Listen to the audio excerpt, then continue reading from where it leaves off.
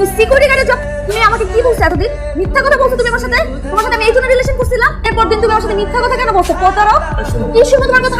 আমি তোমার একটা কথা শুনতে চাই না। তুমি যে বাড়িতে আমার সাথে মিথ্যা কথা বলে গেছো, আজকে আমার ফ্রেন্ড আমাকে এই ছবি সেন্ড করে, সেই সিন আমার দেখতে তোমার সামনে আমি হাসির পাত্র হইলাম, আমাকে সবার সামনে ইনসাল্ট তুমি করলা।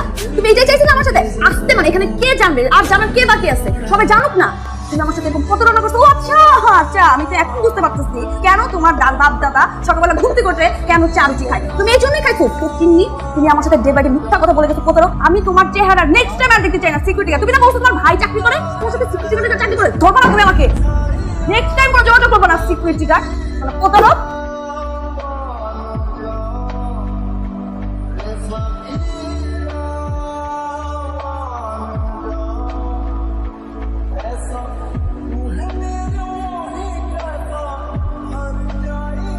আমার কেন জানি মনে হইতেছে ও ওই দিন কিছু একটা আমাকে বলতে চাইছে। আমিও রাগের মাথায় কারো কথা শুনি না। সবার সামনে যেভাবে রেস্টুরেন্টের মধ্যে চিলাইছি, আমি রেস্টুরেন্টে তো ঢুকতে পারবো না। ওকে যে আবার আমি জিজ্ঞেস করবো, কিংবা ওই বা কি মনে করছে যেভাবে ইনসাল্ট করছি আমি ওকে সবার সামনে। কিন্তু কিছু একটা আমাকে বলতে চাইছিল। এত দিনের রিলেশন, কিছু হলো তো চিনি আমি ওকে।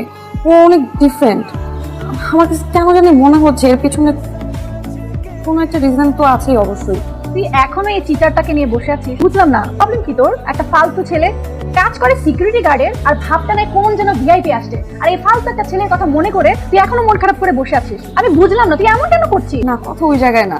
হ্যাঁ, ও আমাকে যে কথাটা বলছে এতদিন যাবো যে অন্য জব করে কিংবা অন্য কিছু করে, প্রবলেম ছিল না। সিকিউরিটি গার্ড এটা যদি আসলে করে থাকে, যদি আসলে সত্যি হয়, তাহলে খারাপ, আসলে খারাপ করছে। কিন্তু কেন জানি মনে হচ্ছে কিছু একটা ঘাপলা আছে। ফালতু চিটারদের জন্য যদি তোর এতই মন খারাপ হয়, আর তোর যদি এতই কল দিতে মন চায়, তুই তাহলে কল দে, ফোন কর ওকে। হ্যাঁ, আমি তো ফোন করতেই চাই। করার মতো কি আর কোনো পরিস্থিতি রাখছি আমি? ফোন করেই বা কি বলবো? চাকরি নিচ্ছে, আমার ফ্যামিলি মেনে নিবে? সম্ভব? আমি বুঝলাম না। আরে এক ইন্টারভিউ দিয়ে কি চাকরি হয়ে যাবে? কি একটা হয় আরেকটা হবে, তো অভিজ্ঞতা একটা, তাই না? ইন্টারভিউ দিলে চাকরি হবে তা তো না। মানুষের অভিজ্ঞতা হয়, ঘরে থাকে বিশ্রাম নেয়, সারাটা রাত লেগেছিল ঘরে।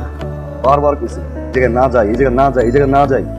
আর ইন্টারভিউ এই অফিস দিতে হবে না? ক্ষমতা আমার এই অফিসে। তোমার পারমিশন ছাড়া কেউ ঢুকতে পারে না, তোমার পারমিশন ছাড়া কেউ বেরোতে পারে না, চাবি তোমার কাছে থাকে। ঠিক আছে, এই জায়গায় আমি ইন্টারভিউ দিতে সঙ্গে সঙ্গে চাকরি হয়ে গেল। হ্যাঁ, চাকরি হয়ে গেছে।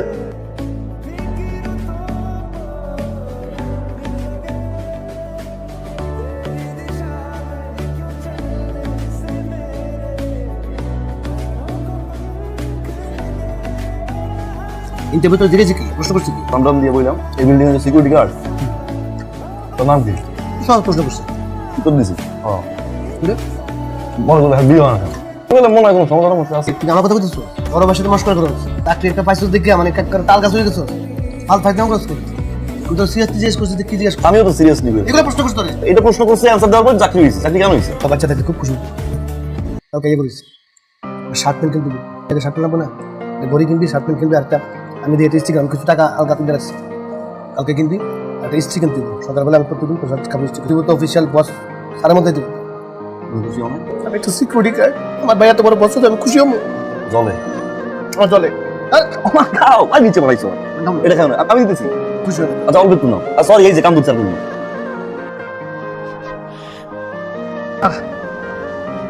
স্যালুট দিলেন ও ভাই। আপনি আমার স্যার, আপনি আমার বস। আমি সেলুট দিছি। আমার স্বপ্ন ছিল আমার বাইরে আমি সেলুট দেবো। আমার ভাই আমার বস, আমার বস আমি সেলুট দিচ্ছি। আমার দায়িত্ব পালন করতে দে।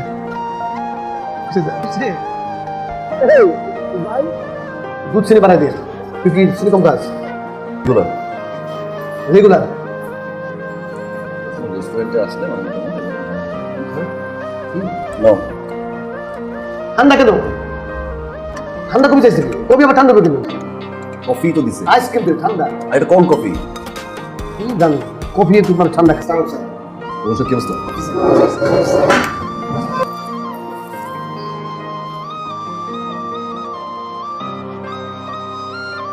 ফ্রেন্ডদের জন্য সবাই এমন ভাবে হাসি তামাশা করছিল আমাকে নিয়ে, তোমার এই পিকচারটা খুব ইনসাল্ট ফিল হচ্ছিল। আর রাতে আমি তোমাকে কিছু বলতে চাইনি, কিন্তু ওরা যেভাবে ধরলো আমাকে, তখন রাগের মাথায় তোমাকে এসে কথাগুলো বলতো। তোমাকে তখন বোঝা উচিত ছিল আমার। আমিও কি রাগের মাথায়, তুমি তো জানোই আমার রাগটা একটু বেশি হুটহাট হয়ে যায়। সরি, এখন এ বিয়েতে আমার কোনো আপত্তি নেই। সত্যি? প্রমিস। বিয়েটা তুমি করতে পারবো না। মানে আমার ভাই একজন সিকিউরিটি গার্ড, যদিও আমি এখন জব করি, বাট তারপর যদি এখন আমার ভাই অসুস্থ হয় প্রক্সি দিব। ও আরেকটা বিষয়, ওদিন কিন্তু আমি প্রক্সি দিয়েছিলাম, আমি সিকিউরিটি গার্ড ছিলাম না। তুমি তো কথাই শুনতে চাও, রিলেশনশিপটা পুরোপুরি ছিল তোমার ফ্রেন্ডের উপরে। ফ্রেন্ডের কথা শুনলা, হাসাহাসি করে কি বললো এটা শুনলা, তুমি কিন্তু একটাবার আমার কথা শুনতে চাও না।